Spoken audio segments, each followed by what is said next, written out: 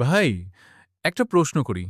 যদি আজকে থেকে এক বাংলাদেশী টাকা এক আমেরিকান ডলার হয়ে যায়, তাহলে কি হবে? আপনার জীবন কি রাতারাতি বদলে যাবে?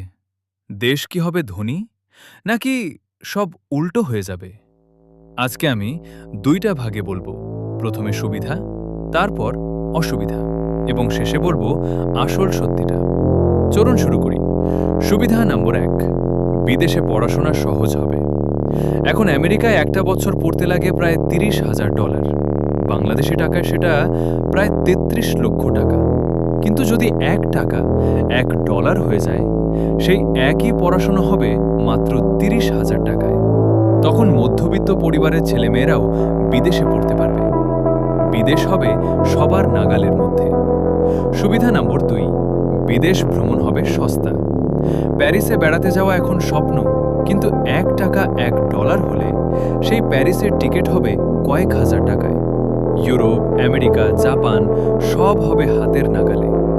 সুবিধা নম্বর ৩, আমদানি পণ্য হবে সস্তা। আইফোন, গাড়ি, ইলেকট্রনিক্স এসব এখন এত দামি কারণ ডলারে কিনতে হয়।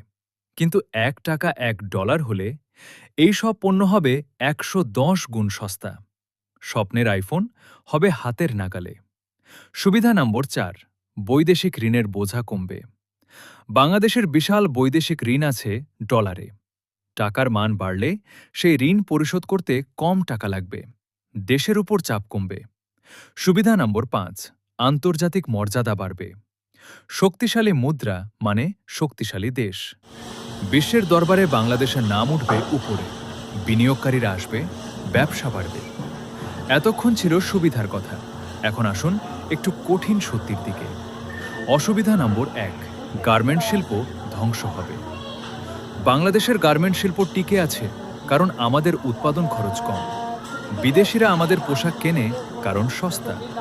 কিন্তু $১ $১ হলে আমাদের খরচ হবে আমেরিকার সমান। তখন বিদেশিরা আর বাংলাদেশ থেকে কিনবে না, যাবে ভিয়েতনাম, যাবে চীনে। ৪০ লক্ষের বেশি গার্মেন্টস কর্মী চাকরি হারাবে, রেমিটেন্স কমে যাবে। আমাদের প্রবাসী ভাইরা বিদেশে কষ্ট করেন, কারণ সেখানে ডলারে বেতন পান। সেই ডলার দেশে পাঠালে পরিবার পায় অনেক টাকা।